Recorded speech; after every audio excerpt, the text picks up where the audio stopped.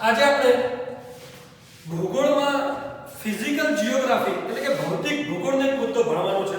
મિત્રો હમણાં જ પીઆઈની પરીક્ષા આવી રહી છે, ડીવાયએસની મેથ્સ પરીક્ષા આવી છે અને જીપીએસસીની મેથ્સ પરીક્ષા.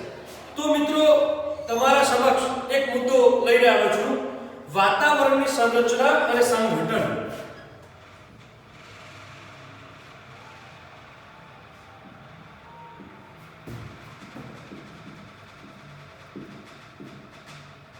અને સંઘટન. મિત્રો દરેક પરીક્ષામાં વાતાવરણમાંથી એક પ્રશ્ન પૂછી જ લે છે. તો મિત્રો આપણે અહીંયા આ મુદ્દામાં તમે સમજવાનું છે વાતાવરણ કોને કહેવાય, એની સંરચના શું છે અને એનું સંઘટન શું છે. તો મિત્રો પહેલા એક ટીવારથી નામનો ભૂગોળવિદતા થઈ ગયો, ટીવારથી. તેને એવું કીધું પૃથ્વી પર વાયુનું વીંટળાયેલ આવરણ એટલે વાતાવરણ.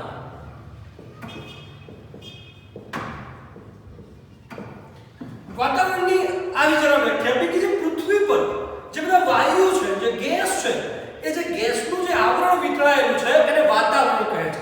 મિત્રો આ મુદ્દાને ચલાવતા પહેલા એ તમને સમજાવી દઉં કે વાતાવરણમાં બે શબ્દો છે, એક આબોહવા અને એક હવામાન. મિત્રો આ બંને શબ્દો વચ્ચેનો ભેદ જરા સમજી લેજો. આબોહવા એ 35 કે તેથી વધુ સમયગાળાની પરિસ્થિતિ છે અને હવામાન એ ટૂંકા ગાળાની પરિસ્થિતિ છે. આબોહવા સવારનું, બપોરનું, સાંજનું એવું ન હોઈ શકે, પરંતુ હવામાન સવારનું હવામાન, બપોરનું હવામાન અને સાંજનું હવામાન કહી શકાય છે. એટલે કે મિત્રો જ્યારે કોઈ મેચમાં વરસાદ પડે છે ત્યારે નીચે લીટી આવે છે કે weather is not good because due to rain. ત્યાં ક્લાઇમેટ નથી લખવામાં આવતું કારણ કે હવામાન ખરાબ છે, ત્યાં આબોહવા ખરાબ નથી. એટલે પહેલા સમજી લેજો. બીજું મિત્રો કે આ બધી જે સંરચના અને સંઘટન તમારે જોવાનું છે. તો જે હવામાન ખાતાની કચેરી, હવામાન ખાતાની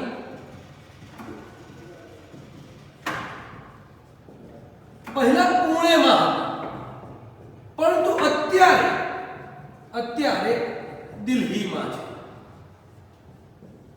એટલે ખાસ યાદ રાખજો, કદાચ સરકાર પરીક્ષામાં પૂછે કે હવામાન ખાતાની સૌપ્રથમ કચેરી કયા શહેરમાં હતી, તો પુણેમાં હતી, પરંતુ અત્યારે હવામાન ખાતાની કચેરી ક્યાં છે, તો દિલ્હીમાં છે. મિત્રો મનુષ્યને જીવવા માટે સરેરાશ 14 સેન્ટીગ્રેડ તાપમાન એ આ વાતાવરણ જાળવી રાખે છે. મિત્રો મનુષ્યને જીવવા માટે 14 સેન્ટીગ્રેડ તાપમાન જોઈએ સરેરાશ, અને આ જાણવા છે જો આ તાપમાનમાં વધારો કે ઘટાડો થાય તો મનુષ્ય જીવન માટે થોડુંક સંકટ સર્જાઈ જાય છે. તો મિત્રો સમજીએ કે આ વાતાવરણમાં કયા ગેસ રહેલા છે. તો મિત્રો વાતાવરણમાં મુખ્યત્વે જોવા જઈએ તો નાઇટ્રોજન છે. નાઇટ્રોજન મુખ્યત્વે મિત્રો 78% છે. પછી મિત્રો ઓક્સિજન આવે છે. ઓક્સિજન 21% છે. પછી ઓર્ગન આવે છે. ઓર્ગન મિત્રો 0.93% છે. અને પછી કાર્બન ડાયોક્સાઇડ આવે છે, જે મિત્રો 0.03% છે. મિત્રો વાતાવરણમાં જોવા જઈએ તો સૌથી વધુથી લઈને ઘટતા પદાર્થોને એટલે ઘટતી ક્રમાંકમાં જોવા જઈએ તો સૌપ્રથમ સૌથી વધારે nitrogen, oxygen, organ, carbon dioxide, neon, helium, xenon અને લાસ્ટ ટર્મ હાઇડ્રોજન આવે છે. ખાસ યાદ રાખજો મિત્રો કે આ એનું સ્થિતિ છે. કદાચ સરકાર પૂછે કે વધતાથી ઘટતા તરફ અને ઘટતાથી વધતા તરફ, તો આ ચાર વાયુ યાદ રાખજો. નાઇટ્રોજન 78% છે, ઓક્સિજન 21% છે, ઓર્ગન 0.93% છે, કાર્બન ડાયોક્સાઇડ 0.03 છે અને આ ક્રમમાં છેલ્લો હાઇડ્રોજન છે, જે સૌથી હલકો વાયુ છે, હાઇડ્રોજન.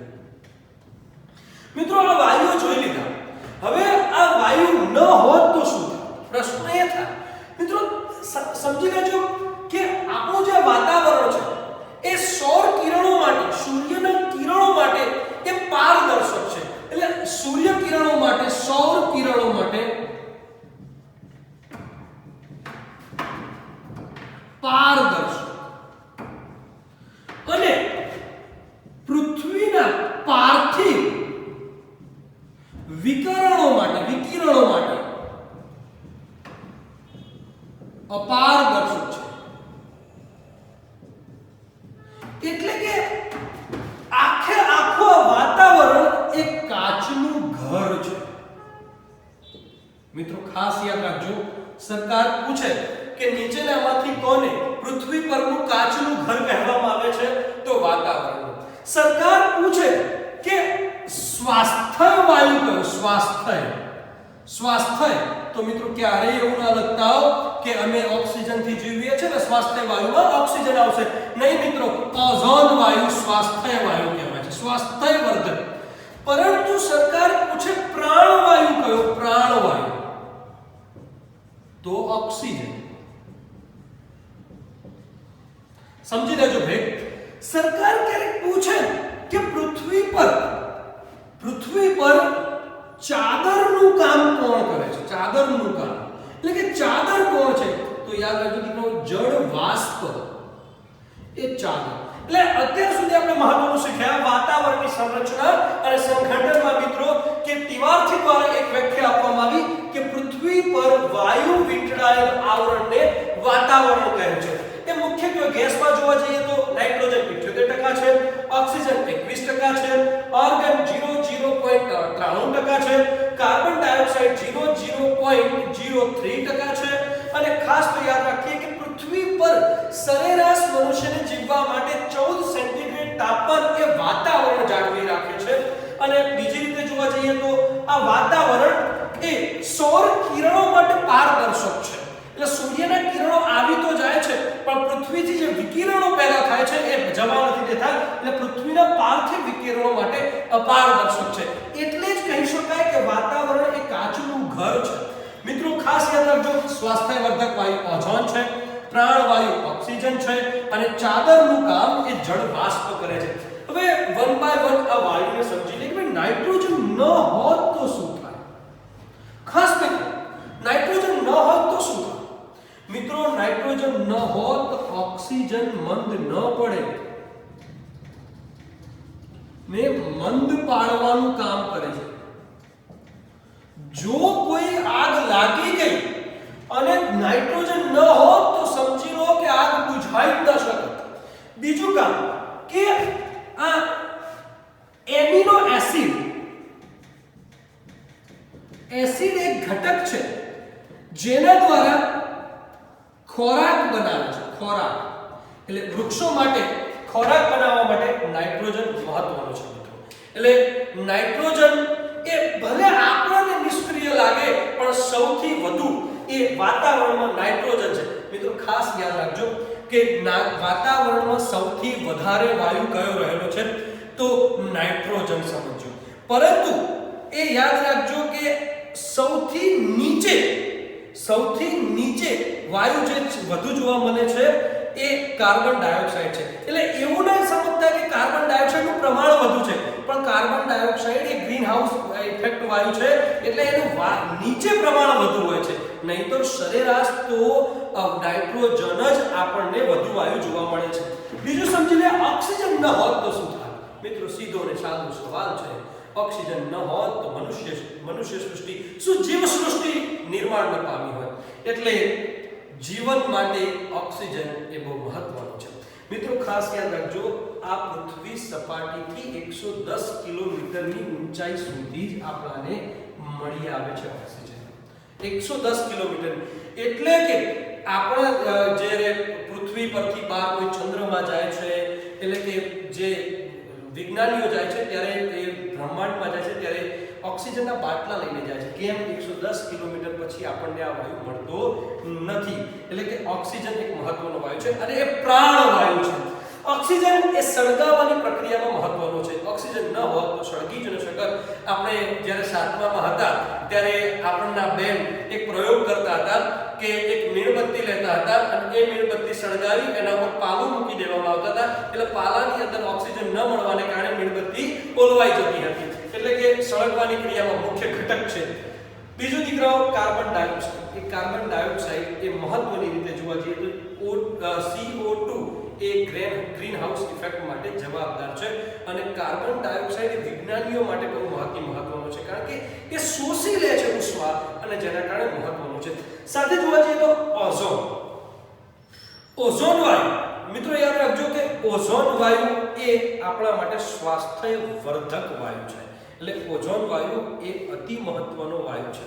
હવે આગળ વધીએ કે આપણે વન બાય વન મિત્રો આગળ વધતા જઈએ કે આ પળ શું છે, એના સંઘટન શું છે. તો એના સંઘટન સમજી લઈએ. આપણને પળ સમજતા પહેલા કાર્બન ડાયોક્સાઇડ માટે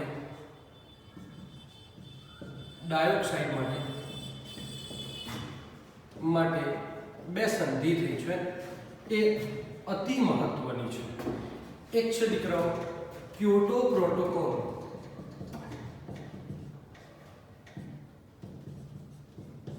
અને એક પેરિસ જળવાયુ સંમેલન.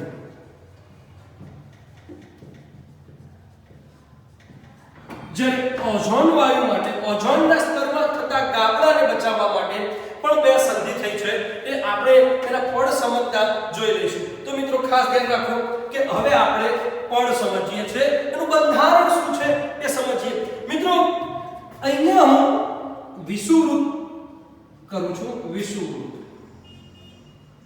અને અહીંયા હું ધ્રુવ કરું છું.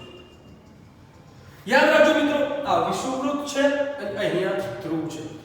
આ ક્રમ યાદ રાખજો મિત્રો કે આપણે જે આવરણમાં, આપણે જે પડમાં રહીએ છીએ એને ક્ષોભાવરણ કહેવામાં આવે છે.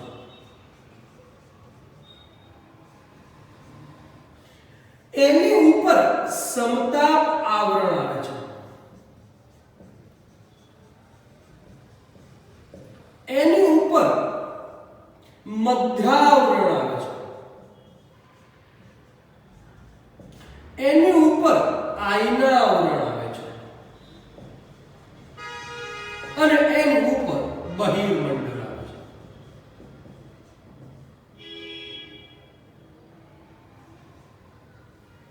મિત્રો સ્ટ્રેથોસ્ફિયર, ટ્રોપોસ્ફિયર, મેસોસ્ફિયર, આયનોસ્ફિયર અને એક્ઝોસ્ફિયર, આવી રીતે અંગ્રેજીમાં એને કહેવામાં આવે છે. ફરીથી કહી દઉં છું કે નીચેથી ઉપર જતા આવરણનો ક્રમ લખો સરકાર એવું પૂછશે તો સૌપ્રથમ આવરણ છે ક્ષોભાવરણ, બીજું આવરણ છે ક્ષમતાપ આવરણ, ત્રીજું આવરણ છે મધ્યાવરણ, ચોથું આવરણ છે આયનાવરણ અને પાંચમું આવરણ છે બહિર્મંડળ. હવે મિત્રો આપણે આગળ વધીએ છીએ કે આપણે જે આવરણમાં રહીએ છીએ આવરણ ક્ષોભાવરણ છે. ક્ષોભાવરણ સમગ્ર વાતાવરણના 3/4 ભાગ રોકે છે, એટલે કે પદાર્થો એમાં સમાયેલા છે. 3/4 પદાર્થો એ ક્ષોભાવરણમાં રહેલા છે. મિત્રો ક્ષોભાવરણ એ અગત્યનું છે. યાદ રાખો કે વિષુવવૃત્ત ઉપર ક્ષોભાવરણની ઊંચાઈ 18 કિમી હોય છે. આ કિલોમીટર ખાસ યાદ રાખજો મિત્રો. અને ધ્રુવ ઉપર ક્ષોભાવરણની ઊંચાઈ માત્ર 8 કિમી છે. ખાસ યાદ રાખજો આંકડા મિત્રો કે અહીંયા જો આ નમતું દોરું છું, એટલે સરકાર એવી રીતે હવે ડીવાયએસ અને જીપીએસસી નું પેપર જોતા નીચેના વિધાન સમજાવો અને બે વિધાન આપેલો હોય અને પછી ઓપ્શન હોય છે કે વિધાન 1 સાચું છે, વિધાન 2 સાચું છે, વિધાન 1 અને 2 બંને સાચા છે અને છેલ્લું હોય છે વિધાન 1 અને 2 બંને ખોટા છે. અને પછી આવી પરિસ્થિતિમાં આપણે ઈને રાષ્ટ્રીય દિવસ ઘોષિત કરવા જેવી હાલત આપણે જીપીએસસી માં અનુભવી ચૂક્યા છે. તો મિત્રો સમજો કે ક્ષોભાવરણ એ વિષુવવૃત્ત ઉપર વધારે ઊંચાઈ ધરાવે છે. વિષુવવૃત્તથી ધ્રુવો તરફ જતા ક્ષોભાવરણની ઊંચાઈ ક્રમશઃ ઘટતી જાય છે. ખાસ યાદ રાખજો, કારણ કે વિષુવવૃત્ત ઉપર વધુ ગરમી હોવાના કારણે હવા ફેલાય છે, છેક ઉપર સુધી જાય છે. ધ્રુવો ઉપર વધુ ગરમી નથી હોતી, એટલે એ વાતાવરણ, એ આવરણ ફેલાતું નથી અને એની મિત્રો કિલોમીટરમાં ઊંચાઈ ઓછી થઈ જાય છે. એટલે આ આંકડાકીય માહિતી જરા યાદ રાખજો કે સરકાર પૂછે કે વિષુવવૃત્ત ઉપર શોભાવરણની ઊંચાઈ કેટલી? તો મિત્રો 18 કિમી. સરકાર પૂછે ધ્રુવો ઉપર શોભાવરણની ઊંચાઈ કેટલી? તો 8 કિલોમીટર. હવે મિત્રો પૂછે શોભાવરણની સરેરાશ ઊંચાઈ.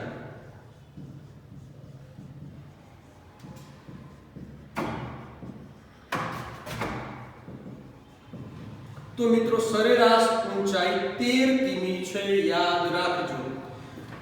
શોભાવરણની સમગ્ર પૃથ્વી પર જોવા જઈએ તો સરેરાશ ઊંચાઈ 13 કિમી છે.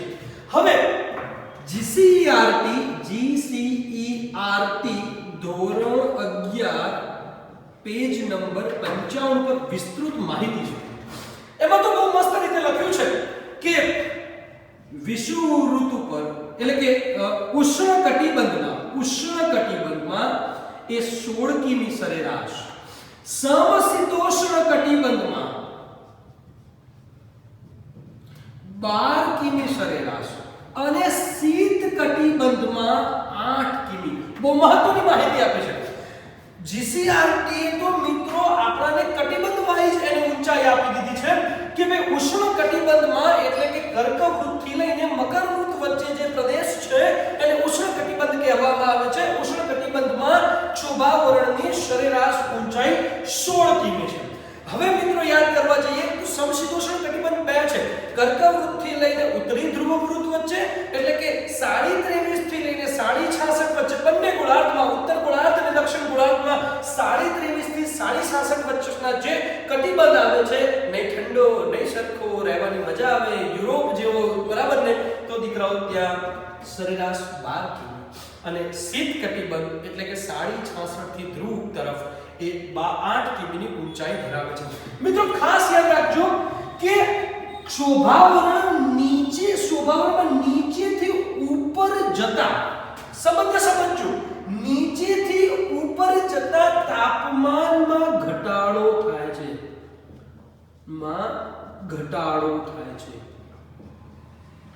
યાદ કરો મિત્રો, મે મહિનો હોય, ઉનાળો હોય અને બધા મિત્રો ભેગા થયા હોય કે ચાલો ફરવા જઈએ, તો આવે યાદ માઉન્ટ આબુ, આવે યાદ શિમલા, આવે યાદ હિમાલય, આવે યાદ સાપુતારા. અમુક લોકોને માઉન્ટ આબુ ચમ યાદ આવે આપણને ખબર હોય, બરાબર, એને છોડ દઈએ. તો હવે સરકાર શું પૂછશે તમને? તો મિત્રો યાદ રાખજો કે આ તાપમાનમાં ઘટાડો એ પૂછશે.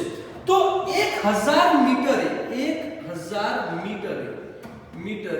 6.5 સેન્ટીગ્રેડ તાપમાન ઘટે છે.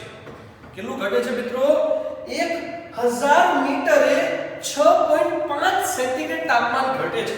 એટલે 165 મીટરે માત્ર 1 સેન્ટીગ્રેડ તાપમાનમાં ઘટાડો. સમજી લેજો કે શોભાવરણમાં નીચેથી ઉપર જતા ક્રમશઃ તાપમાનમાં ઘટાડો થાય છે.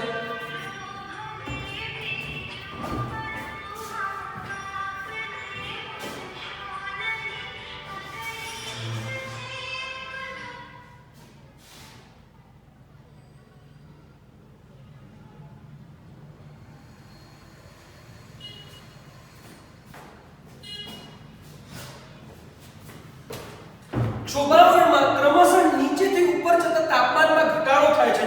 તે તાપમાનના ઘટાડાનો દર તમે મિત્રો નોંધી લેજો.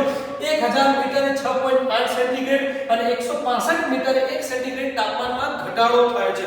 હવે મિત્રો સમજો કે આ શોભાવરણમાં બધી જ ઘટના બને છે.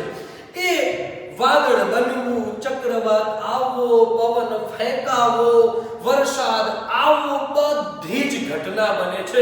અને એટલા માટે આ આવરણને સંવહન આવરણ તરીકે પણ ઓળખવામાં આવે છે. સંવહન આવરણ યાદ રાખજો, સંવહન આવરણ. અને બીજું કે આ આવરણમાં જેટ સ્ટ્રીમ બહુ મહત્વના છે. એ મિત્રો ક્યારેક સમય મળશે ત્યારે સમજાવી દઈશ કે જેટ સ્ટ્રીમ પવન શું છે. પણ જેટ સ્ટ્રીમ પવનો વાય છે.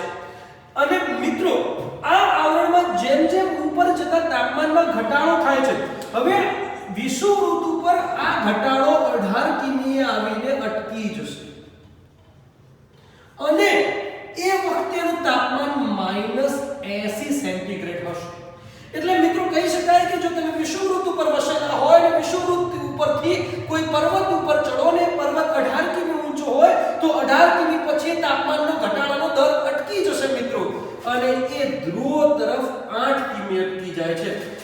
આ જે અટકવાની સીમા છે, અટકવાની જગ્યા છે, એને ક્ષોભ ક્ષીમા કહે છે. ક્ષોભ ક્ષીમા એટલે મિત્રો ખાસ યાદ રાખજો, આ સીમાને ક્ષોભ ક્ષીમા કહેવામાં આવે છે. એટલે આ અટકી જાય છે, જ્યાં તાપમાન ઘટાડાનો દર અટકી જાય છે, એ જગ્યાને ક્ષોભ ક્ષીમા કહેવામાં આવે છે.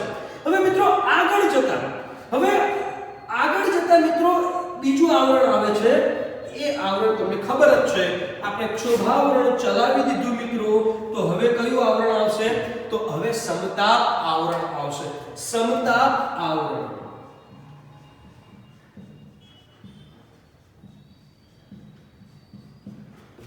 નામ જો, સમ એટલે સરખું, તાપ એટલે સમતાપ. સરખો તાપ છે ત્યાં એ આવરણને સમતાપ આવરણ કહે છે. મિત્રો જ્યારે પાયલોટ હોય છે, પાયલોટ એ ક્ષોભાવરણમાં પોતાનું વિમાન ઉડાડવા માટે સમર્થ નથી હોતો, કારણ કે ક્ષોભાવરણમાં વરસાદ, ચક્રવાત, વંટોળ, વાવાઝોડું એ બધી પરિસ્થિતિ આવે છે, એટલા માટે વિમાન યોગ્ય રીતે ઉડી શકતું નથી. બટ સમતાપ આવરણમાં વિમાન બહુ સરસ રીતે ઉડી શકે છે, કારણ કે અહીંયા ના વાવાઝોડું છે, ના વંટોળ છે, ના વરસાદ છે, મસ્ત મજાની જગ્યા છે. અહીંયા કોઈ પણ પ્રક્રિયા નથી. પરંતુ મિત્રો યાદ રાખજો કે આપણને ઓઝોન છે એ 18 કિમી થી લઈને 48 કિમી સુધી જોવા મળે છે. મહત્વનું યાદ રાખજો, ઓઝોન. યાદ રાખજો મિત્રો કે ઓઝોન એક સ્વાસ્થ્યવર્ધક વાયુ છે. એટલે કે સરકાર પૂછે કે ઓઝોન વાયુ એ કયા આવરણમાં આવેલું છે? તો વાયુ મિત્રો બંને આવરણમાં આવેલું છે, ક્ષોભાવરણ અને સમતાપ આવરણમાં. પરંતુ ઓઝોન વાયુનું પડ 32 કિમી થી લઈને 48 કિમી વચ્ચે આવેલું છે. એટલે કે જે ઓઝોન વાયુનું પડ છે એ સમતાપ આવરણમાં આવેલું છે. મહત્વનો પોઈન્ટ, ઓઝોન વાયુ કયા આવરણમાં આવેલો છે? તો બંને આવરણમાં. બીકોઝ અહીંયા મિત્રો તમને ખબર જ છે કે 15 કિમી થી લઈને 48 કિમી સુધી ઓઝોન વાયુ આવેલો છે. એટલે કે ઓઝોન વાયુ એ બંને આવરણમાં આવેલો છે, ક્ષોભાવરણ અને સમતાપ આવરણમાં. પરંતુ એનું પડ છે, એ પડ છે એ 32 થી 48 કિમીની વચ્ચે આવેલું છે. એટલે સરકાર પૂછે કે ઓઝોન વાયુનું પડ, ઓઝોન વાયુનું આવરણ એ કયા આવરણમાં આવેલું છે? તો સમતાપ આવરણ. હવે મિત્રો આ ઓઝોન વાયુ બહુ મહત્વનું છે, કારણ કે સૂર્યના પારજામની કિરણોને શોષી લે છે.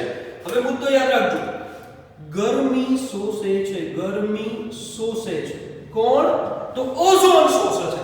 એટલે પરિસ્થિતિ આવડી થઈ જશે, ક્ષોભાવરણમાં જે નીચેથી ઉપર જતા તાપમાનમાં ઘટાડો થતો હતો, મિત્રો અહીંયા યાદ રાખો સમતાપ આવરણમાં તાપમાનમાં વધારો થાય છે. બહુ અગત્યનો પોઈન્ટ છે કે ક્ષોભાવરણમાં નીચેથી ઉપર જતા તાપમાનમાં ઘટાડો. બટ નેક્સ્ટ લેયરમાં જઈએ છીએ સમતાપ આવરણમાં, ત્યારે તાપમાનમાં ઉપરથી નીચેથી ઉપર જતા તાપમાનમાં વધારો થાય છે. વધારો થવાનું કારણ સરકાર પૂછે તો 4 ઓપ્શનમાંથી એક ઓપ્શનમાં હશે કે અહીંયા ઓઝોન વાયુનું પડ આવેલું છે, એ ઓઝોન વાયુનું પડ સૂર્યના પારજામની કિરણોને શોષી લે છે. હવે મિત્રો વાત કરવી રહી ઓઝોનની. તો મિત્રો ઓઝોનની શોધ એન્ટાર્કટિકા ખંડ પર 3 મિત્રોએ કરી હતી. જોસેફ ફોરમેન,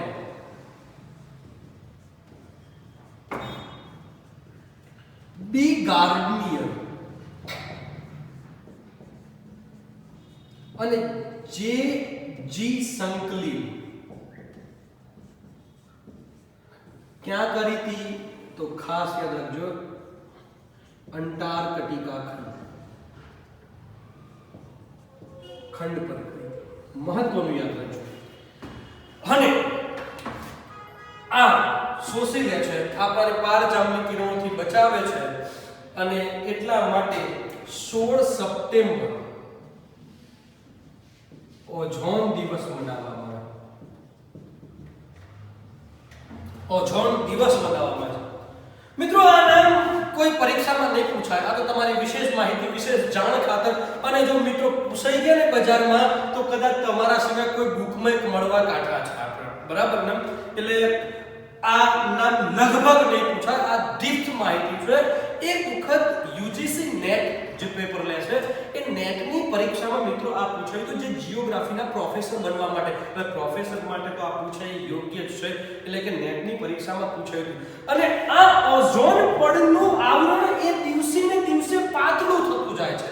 હવે ખબર કેવી રીતે પડી? તો આ ઓઝોન પડની જાડાઈ એ ડ્રાપ્સન નામના સાધનથી મપાય છે. ડ્રાપ્સન મહત્વનું, ડ્રાપ્સન દ્વારા માપવામાં આવે છે. હવે પાતળું કેમ થાય છે? તો આપણને ધોરણ 5 માં બેન કહેતા હતા કે વિમાન ઉડે છે વચ્ચે કાણું પડી જાય છે પછી પાતળું થઈ જાય. શું ખરેખર મિત્રો વિમાન ઉડવાથી કાબુ પડે છે? ખરેખર ના, એવું નથી. વિમાન ઉડવાથી કોઈ પ્રશ્ન નથી મિત્રો, પરંતુ વિમાનમાંથી એક વાયુ નીકળે છે. વાયુ, એ વાયુ છે વિમાન. શબ્દ આવે દીકરાઓ યાદ રાખજો, વિમાન તો નાઇટ્રસ ઓક્સાઇડ અને મિત્રો કે ફ્રીજ અથવા એર કન્ડિશનર પૂછાય તો CFC ક્લોરોફ્લોરોકાર્બન. મિત્રો અહીંયા ગલતફહેમી ન કરી નાખતા. સરકાર પૂછે વિમાનમાંથી કયો વાયુ નીકળવાને કારણે ઓઝોનનું પણ માં ગાબડા પડે છે કે ઓઝોનનું પણ પાતળું થઈ જાય, તમે કહો આવી ગયો જવાબ ક્લોરોફ્લોરોકાર્બન. નહીં, વિમાન શબ્દ વપરાય તો નાઇટ્રસ ઓક્સાઇડ મિત્રો લખવાનું છે, અને ફ્રીજ વપરાય અથવા એર કન્ડિશનર વપરાય તો CFC ક્લોરોફ્લોરોકાર્બન. ખબર પડી ગઈ મિત્રો? અને આ સમતાપ આવરણની શોધ, આ સમતાપ આવરણની શોધ ટીજરસ ડી બોન્ડ દ્વારા કરવામાં આવી. ડી બોન્ડ એટલે પૂછાય સમતાપ આવરણની શોધ કોના દ્વારા કરવામાં આવી? તો ટીજરસ ડી બોન્ડ. હવે મિત્રો આ ઓઝોન પણ પાતળું થાય છે એટલે વિશ્વ એના ઉપર ચર્ચા માટે ભેગું થાય છે. વિશ્વને ચિંતા થાય છે કે જો ઓઝોન પણ વારંવાર તૂટતું જશે, પાતળું થઈ જશે તો મનુષ્ય જાતિ જોખમમાં મુકાશે. એટલા માટે જેવી રીતે કાર્બન ડાયોક્સાઇડ માટે ક્યોટો પ્રોટોકોલ અને પેરિસ જળવાયુ સંમેલન થયું, એવી જ રીતે ઓઝોન માટે યાદ રાખજો દીકરો, ઓઝોન માટે એક મોન્ટ્રીયલ સંધિ અને બીજી કિગાલી સમજૂતી. ખાસ યાદ રાખજો, કાર્બન ડાયોક્સાઇડ માટે પૂછાય કઈ સંધિ કરવામાં આવી છે તો ક્યોટો પ્રોટોકોલ, અને બીજું છે પેરિસ જળવાયુ સંમેલન. અને સરકાર પૂછે ઓઝોન પડને બચાવવા માટે કઈ સંધિ કરવામાં આવી તો મોન્ટ્રીયલ સંધિ અને કિગાલી સમજૂતી કરવામાં આવી છે, અને ઓઝોન પડમાં આ રીતે બચી શકાય છે. એટલે મિત્રો એ અહીંયા 50 કિલોમીટર, કેટલા કિમીએ? 50 કિમીએ તાપમાનમાં વધારો થતો અટકી જાય છે. કેમ? 48 કિલોમીટર પછી ઓઝોન નથી રહેતું એટલે તાપમાનમાં વધારો નથી થવાનો મિત્રો, એટલે કે 50 કિમીએ આવી અને પતી જાય છે. અને એ વધારો અટકે છે અને એને મિત્રો સમતાપ સીમા કહે છે. મિત્રો આ આવરણમાં એટલે કે સમતાપ આવરણમાં બીજું તો કશું જોવા મળતું નથી, પરંતુ ક્યારેક ચક્રવાત આવે છે. તો ચક્રવાતમાં ક્યારેક જળવાષ્પ એ ઊંચાઈ પર ફેંકાઈ જાય છે, પ્રતિ ચક્રવાતમાં એ બહાર ફેંકાઈ જાય છે. તો ક્યારેક એ જળના બુંદો એ સમતાપ આવરણમાં જતા સમજો, અને એ બુંદોના વાદળ બને છે. એ બુંદના વાદળ બને છે અને એ વાદળને મધર ઓફ પર્લ ક્લાઉડ કહે છે. એટલે સરકાર પૂછે કે મધર ઓફ પર્લ ક્લાઉડ એટલે મધર ઓફ પર્લ વાદળ એ કયા આવરણમાં બને છે? એ અહીંયા સમતાપ આવરણ. મિત્રો એક સાથે એ પણ નોંધતા જજો કે ક્ષોભાવરણની ઊંચાઈ એ ઋતુ પ્રમાણે બદલાતી જાય છે. મેં તમને કીધું હતું કે વિષુવવૃત્ત ઉપર 18 કિમી છે જ્યારે ધ્રુવ ઉપર 8 કિમી છે. કારણ ગરમી હતી એટલા માટે અલગ.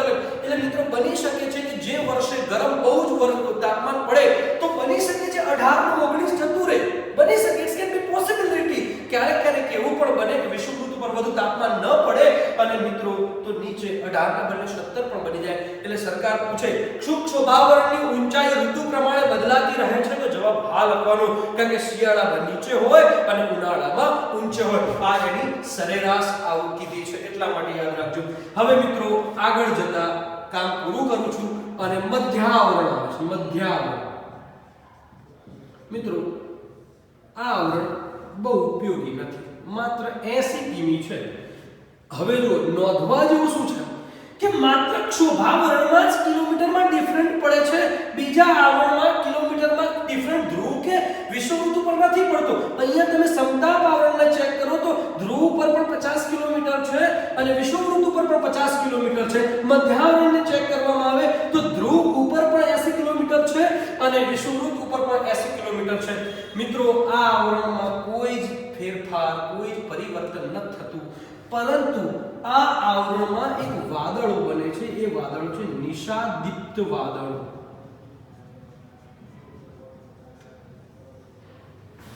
સરકાર પૂછે કે નિશાદીપ્ત વાદળ, યાદ રાખજો મધર ઓફ પર્લ ક્લાઉડ પૂછે તો જવાબ અલગ છે, નિશાદીપ્ત વાદળ પૂછે તો જવાબ અલગ છે.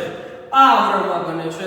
અને હવે ફરીથી યાદ રાખવાનું કે આ આવરણમાં હવે ઓઝોન જેવું એકે પણ રહ્યું નથી, એટલે હવે ગરમી વધવાની નહીં પણ ઘટવાની. એટલે ઊંચે જતા ગરમીમાં ઘટાડો થાય છે. ઘટાડો થાય છે. મિત્રો ફરીથી સમજી લેજો, ઘટાડો, વધારો, ઘટાડો, બે જ વખત ઘટાડો કરવાનો, પછી તો વધારો, વધારો ને વધારો. અને હવે મિત્રો અહીંયા યાદ રાખજો કયું આવરણ આવે છે? કયું આવરણ આવશે મિત્રો? હા, સાચું બોલે મિત્રો, અહીંયા આવે છે આયના.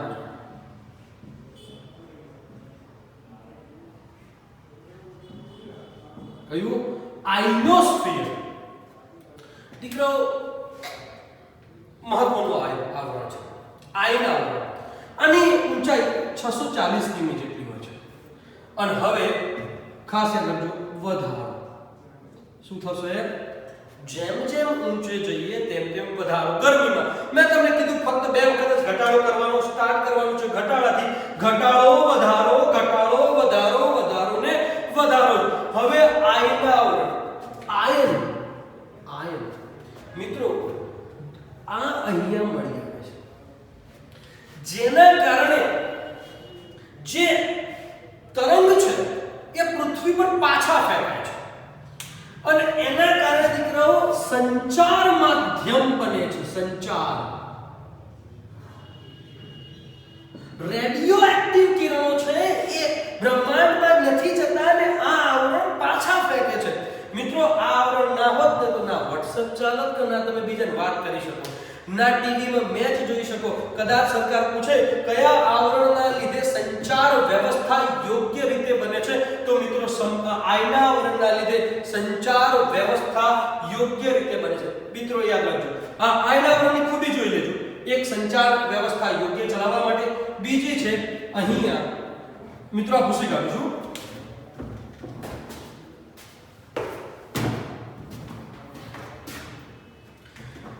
એક તો આયના આવરણમાં સંચાર વ્યવસ્થા,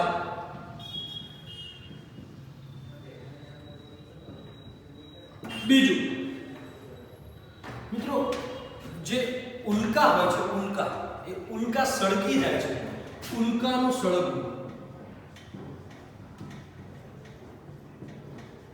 ત્રીજું મહત્વનું છે મેરુ જ્યોત. મિત્રો આ નવા સંશોધન પ્રમાણે એવું કહેવામાં આવે છે કે ચુંબકત્વને આધારિત છે, એટલે ઉત્તર ધ્રુવ અને દક્ષિણ ધ્રુવ પર થાય છે, વિષુવવૃત્ત ઉપર એટલે મધ્યમાં નથી થતી. મેરુ જ્યોતને સમજાવી દો કે ઉત્તર ધ્રુવ પર અને દક્ષિણ ધ્રુવ પર થાય છે. ઉત્તર ધ્રુવને દીકરાઓ અરોરા બોરિયાલિસ કહે છે, અરોરા બોરિયાલિસ, અને દક્ષિણ ધ્રુવ પર અરોરા ઓસ્ટ્રિયાલિસ. ગુજરાતીમાં જોવા જઈએ તો ઉત્તર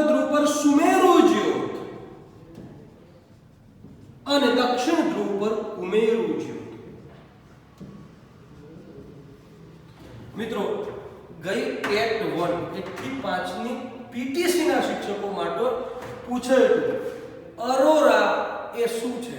જવાબ આવતો મેરુ જ્યોત. અરોરા શું છે? મિત્રો ક્યારેક એવા પ્રશ્નો પૂછાય ને કે પેટમાં ગુદગુદિયા થઈ જાય. તો કેમ?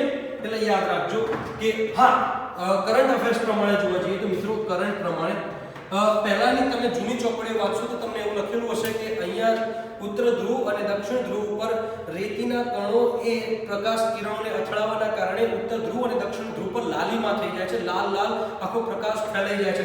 મિત્રો આવું જૂની ચોપડીમાં આવતું હતું, પરંતુ નવા સંશોધન પ્રમાણે 3-4 મહિના પહેલા એક મેં ક્રોનિકલની બુક્સમાં વાંચ્યું હતું કે જાપાનના વૈજ્ઞાનિકો એ નોર્વેમાં 6 મહિના કાઢે છે. મિત્રો યાદ રાખજો, અરોરા બોરિયાલિસની ઘટના જોવી હોય તો નોર્વે શ્રેષ્ઠ છે, બરાબર? કારણ કે એને અડધી રાત્રે ઉગતા સૂર્યનો દેશ કહેવામાં આવે છે.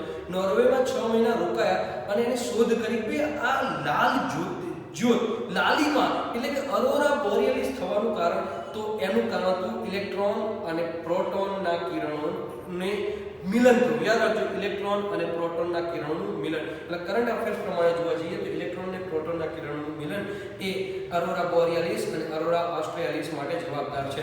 અને લાસ્ટ આવરણ મિત્રો હવે યાદ રાખજો કે 640 થી લઈને 800 સુધી એ લાસ્ટ આવરણ છે બહિર્મંડળ. કયું આવરણ છે? બહિર્મંડળ. અહીંયા મિત્રો તાપમાન એટલું બધું વધી જાય છે 5000 સેન્ટીગ્રેડ. અનુભવાયું નથી પણ આટલું કહેવામાં આવે છે. એટલે મેં તમને ખાસ યાદ રાખ્યું, ઘટે વધે અહીંયા વધશે જ. અને આ મંડળની ઉપયોગિતા શું? બહિર્મંડળ એક્ઝોસ્ફિયરની ઉપયોગિતા શું? તો મિત્રો સરકાર પૂછે કે કયા મંડળમાં ઉપગ્રહો છોડવામાં આવે છે? ઉપગ્રહ. તો બહિર્મંડળમાં ઉપગ્રહો છોડવામાં આવે છે. તો મિત્રો આ રીતે વાતાવરણની સંરચના અને સંઘટન આપણે જોઈ લીધું. ખાસ યાદ રાખજો દીકરાઓ, વાતાવરણમાં મુખ્યત્વે 4 વાયુ મહત્વના છે. એ છે નાઇટ્રોજન 78%, ઓક્સિજન 21%, ઓર્ગન છે 0.93% અને કાર્બન ડાયોક્સાઇડ છે 0.03%. એ મહત્વના છે. ક્રમ યાદ રાખજો. પછી તમારે યાદ રાખજો કે કાર્બન ડાયોક્સાઇડ માટે 2 સંધિ થઈ, એક ક્યોટો પ્રોટોકોલ સંધિ થઈ અને એક પેરિસ જળવાયુ સંમેલન થયું. બીજું ઓઝોન વાયુ માટે એ 2 સંમેલન થયું. મોન્ટ્રિયલ કે સમજૂતી થઈ અને કિગાલી સમજૂતી થઈ. એ ખાસ યાદ રાખજો. પછી મિત્રો આવરણ તમને યાદ રહેવા જોઈએ.